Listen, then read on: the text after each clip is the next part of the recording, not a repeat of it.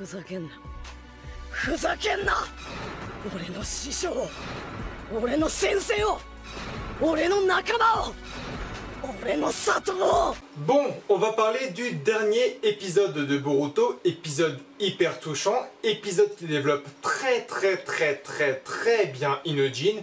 Je n'ai rien à dire, j'avais vraiment peur qu'il tombe dans le côté un peu saï quand le Hakuta meurt dans ses bras, qu'il nous fasse une sorte de « Ouais bah c'était qu'un bolos, je m'en bats les couilles, moi je pleure pas, j'ai pas d'émotion ». Mais il a une sorte de profondeur et de grand cœur à Ino, à sa mère, donc il a un peu le côté froid à Sai, mais on ne peut pas empêcher et dire le contraire qu'il a le grand cœur de sa mère. Donc c'était une scène incroyable où il commence par un peu traiter le Hakuta Aku qui est mort. Et on sent que sa voix s'enraille, on sent que si on ne voit pas son visage, c'est qu'il est en train de chialer sa mère. Et cette scène finale où Inojin tient le corps desséché, terreux, si on peut dire, de Aku en train de pleurer, était juste une scène magique, qui est la meilleure scène de cet épisode, qui m'a mis les larmes aux yeux. Parce que je vous l'avais dit, c'était sûr que Aku allait venir. J'avais donc dit dans le dernier épisode que s'il n'était pas pris en otage, si Kirara l'avait un peu laissé de côté, c'était surtout pour qu'il vienne sauver Inojin, Shikadai et Shosho, et bah c'est ce qui s'est passé. L'animation n'est pas folle non plus pour la mort de Kokuyo, qui est pour rappel le général donc des Hakuta.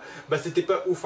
Donc oui, Circu a nommé Kokuyo général des Hakuta, et plus ou moins le big boss des 4 artificiels. Et sa mort n'est pas folle, c'est-à-dire que bon, boulet humain, transposition de l'âme de Inojin qui est une fois encore hyper stylé. Donc dans le côté stratégie c'est cool, mais dans l'animation, niveau epicness, on a Kako et on a Kokuyo qui est tout en bas parce que sa mort elle est pas ouf non plus quoi. Mais bon, il est mort, il a respecté les humains, il a respecté la personne qui était aussi Shikadai et sa stratégie. Parlons maintenant de la suite. D'ailleurs, parlant de Shikadai, c'est vraiment un peu le héros de l'épisode, parce que tout le monde allait se faire liquider, et c'est quand même Shikadai qui intervient et qui sauve tout le monde avec le parchemin explosif. Et si toi aussi tu as cru que c'était Konohamaru, sache que tu n'es pas le seul, parce que vraiment j'ai cru que c'était Konohamaru. Et parlant de Konohamaru, lui-même il a infiltré le repère des Hakuta, le repère ultime de Circu, et il a découvert aussi Mitsuki. Donc il y a une conversation qui commence entre Konohamaru et Mitsuki. On n'a pas vraiment eu de retour là-dessus, ce sera je pense dans le prochain épisode. Mais sachez que Mitsuki et Konohamaru ont enfin une conversation qui va être hyper importante, parce que Konohamaru a appris récemment que Mitsuki était l'enfant de Orochimaru, lui-même ayant tué le grand-père de Konohamaru.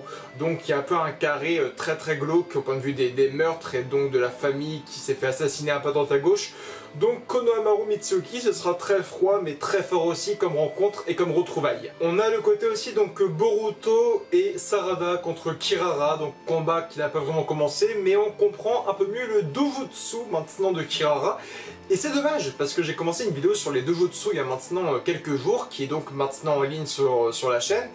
Et c'est vrai qu'on ne savait pas vraiment grand chose sur le dojutsu de Kirara, mais on comprend qu'en fait c'est un mélange vraiment de genjutsu parfait, mais aussi de marionnettiste, parce qu'elle peut contrôler vraiment le corps de Sarada et de Boruto. Donc c'est un peu un mélange Kankuro de Flamingo, c'est un pur mélange des deux, parce que là il n'y a pas de fil. Mais en fait, on a l'impression que lorsque elle regarde quelqu'un dans les yeux, la personne doit imiter ses mouvements. Donc c'est très spécial parce qu'on voit qu'elle a les mains comme ça, et Boruto et Sarada font absolument pareil. Pourtant, il n'y a pas de fils de chakra qui sont perceptibles à notre regard. Et ni Sarada ni Boruto expliquent qu'il y a quelque chose qui les tient et qui les force à faire les gestes. C'est vraiment le regard de Kirara qui force Sarada et Boruto à faire des gestes. Donc, c'est un nouveau dojutsu, des nouvelles pupilles, donc qui sont pour moi créées artificiellement, à moins qu'on apprenne que ça appartenait à un ancien clan très vieux, donc ça a été mis dans ce nouveau personnage qui est Kirara. Mais donc voilà, un espèce de côté marionnettiste 2.0 plutôt intéressant à développer aussi, et que j'ai hâte de voir. Donc on voit aussi donc vraiment qu'il y a aussi un peu le lien Kirara-Sarada, autre côté Sharingan et donc de son fameux dojutsu, et on voit qu'elle veut obtenir de belles choses. On croit au début qu'elle parle de ses Sharingan, mais non, elle parle des lunettes de Sarada, donc ça va être la bataille pour les lunettes. Mais on sait que les lunettes de Sarada sont également très importantes, parce que c'est les lunettes que lui a offert Karin, qui est la femme qui a aidé à l'accouchement de Sakura. Donc j'ai hâte de voir aussi un peu le combat Kirara contre Sarada, qui a le plus puissant Dojutsu. J'espère juste qu'on passera à un Sharingan à 2 Tomoe.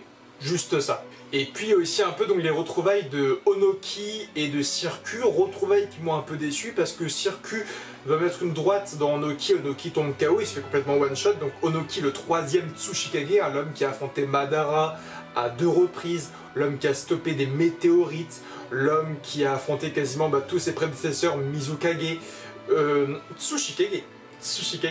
Et voilà, pour moi, Onoki c'est un peu le Kage ultime, c'est le mec qui a traversé plusieurs guerres, plusieurs temps, il a affronté Madara, il a survécu à Madara surtout. Et là il se prend une droite par son clone et il est KO. Donc ok, il a pris de l'âge, ok, il est en danger, mais voilà. Et Akatsuchi, lui, il se fait bifler par un Kota, il se prend une petite bifle, accepte un dog kill. Et pareil, Akatsuchi, il se prend une petite droite, il tombe KO. Et je suis déçu. Parce que Akatsuchi, c'était quoi? C'était le bras droit et donc le garde de Onoki, qui a fait des trucs monstrueux. Il a affronté des Zetsu, il a affronté Sasuke, il a vraiment affronté des monstres hein, pendant la 4ème grande guerre ninja, Akatsuchi. Mais là, bon, il est vraiment nul, Akatsuchi, il se prend une petite bifle, il tombe KO, Onoki se prend une droite, il tombe KO. Et on comprend qu'Onoki va être maintenant enfermé. Maintenant, les questions que je me pose encore et toujours, où est Kurotsuchi?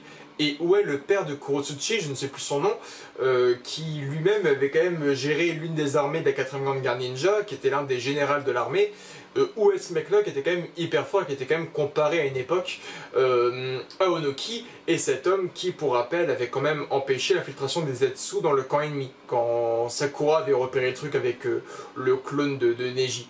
Mais bon, on verra tout ça. En tout cas, l'épisode était très cool. Ce qui est à retrouver surtout dans cet épisode, et les points les plus importants, c'est le côté nouveau Dojutsu de l'univers Naruto, le Dojutsu de Kirara, qui contrôle les corps ennemis comme une marionnette. Donc c'est pas une marionnettiste, c'est vraiment ses yeux qui forcent vraiment la personne à imiter les gestes. Donc on en saura plus, je pense, avec le Sharingan de Sakura qui va un peu détecter quel est ce vrai Dojutsu. J'ai hâte de voir tout ça.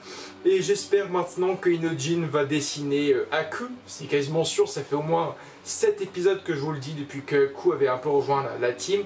En tout cas, c'est le premier mort qui apparaît, c'est Aku. C'est une mort qui est forte, c'est une mort qui est puissante. Et j'ai tout de même eu les larmes aux yeux, il faut bien l'avouer. En tout cas, like, commente, abonne-toi, Facebook, Twitter, Instagram et Snapchat. Rendez-vous maintenant dans la barre commentaires pour parler avec moi de tous ces fameux épisodes, ce que vous en avez pensé vous aussi. Et rendez-vous dimanche prochain pour le nouvel épisode de Boruto. Et on approche très vite maintenant de l'épisode numéro 100. En tout cas, je vous aime fort et Jana.